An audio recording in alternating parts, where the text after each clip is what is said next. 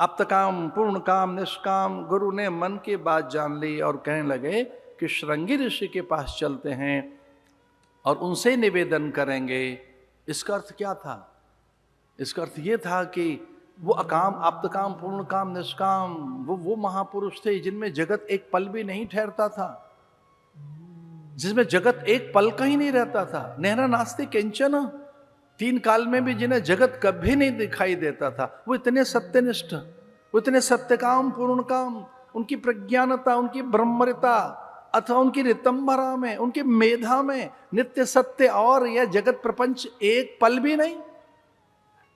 वशिष्ठ में एक पल के लिए भी जगत नहीं रहता था, एक पल के लिए भी नहीं।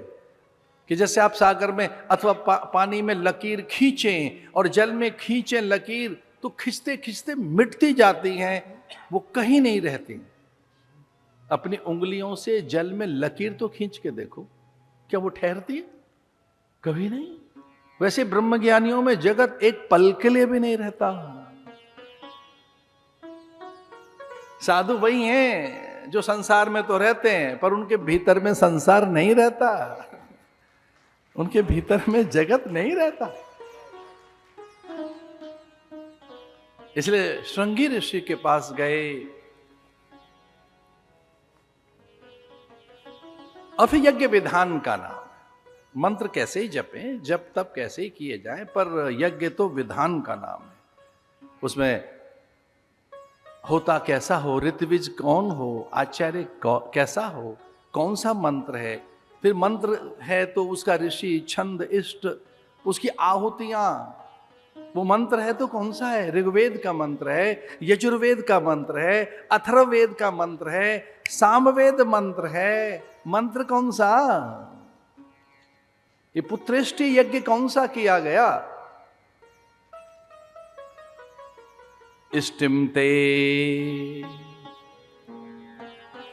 सततम सावधान, मिष्टि के लिए सावधान हूं, मैं यज्ञ करूंगा।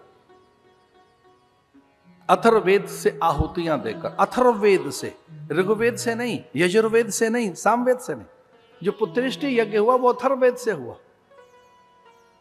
वेद की अलग अलग विधि है, उन वेदों के अधिकारी कौन हैं? पहली बात तो वेद का हर कोई अधिकारी नहीं है, बड़ा कठिन है। वेद का तो कोई अधिकारी है नहीं, और वेद के ये 4 महावाक्य, उनका भी तो कोई कोई अधिकारी है। अयम आत्मा ब्रह्म, प्रज्ञानम ब्रह्म, अहम ब्रह्मास्मि, तत्वमसि। और इनकी भी चारों वेदों की एक मूल सत्ता है गायत्री, 24 अक्षर वाली, तत्सवितुर्वरेण्यम भर्गो देवस्य धीमहि धियो यो न प्रचोदयात। ता से आरंभ होकर ता तक जो पूरी होती है गायत्री, तकार सौख्यदायक, तकार ब्रह्मा के मुंह से यही तो निकला, तत्सवितुर्वरेण्यम भर्गो देवस्य धीमहि धियो न प्रचोदयात। पर इस गायत्री का भी तो कोई अधिकारी हो, और गायत्री का भी फिर मूल है ओंकार, बिंदु संयुक्तम नित्यम ध्यायन्ते योगिनः। अरे कोई भी जपो, लेकिन भैया उसका भी तो कोई अधिकारी हो, उस प्रणव का, उसकी भी दीक्षा है, प्रणव की दीक्षा। इसलिए योग्य गुरु के पास गए, और कितना कठिन है अब गुरुओं का मिलना, वो तो सदा ही रहा है।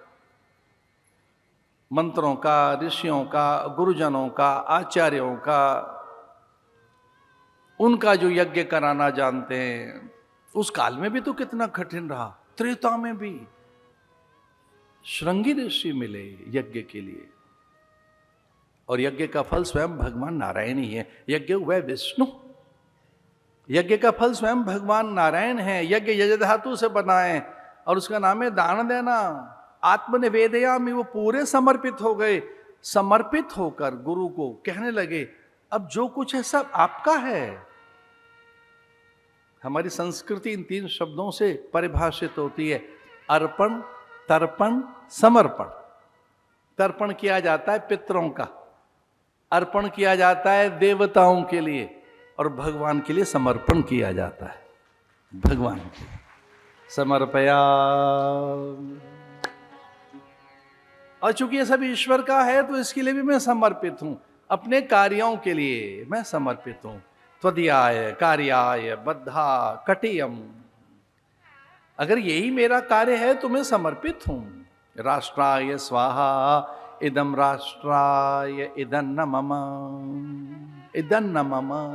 यज्ञ तभी फलीभूत होता है जिसमें उसका पहला भाव समझना होगा, इदन्न मम, मेरे लिए नहीं है, पर ये तो खुद के लिए किया जा रहा है, ये तो पुत्र के लिए किया जा रहा है।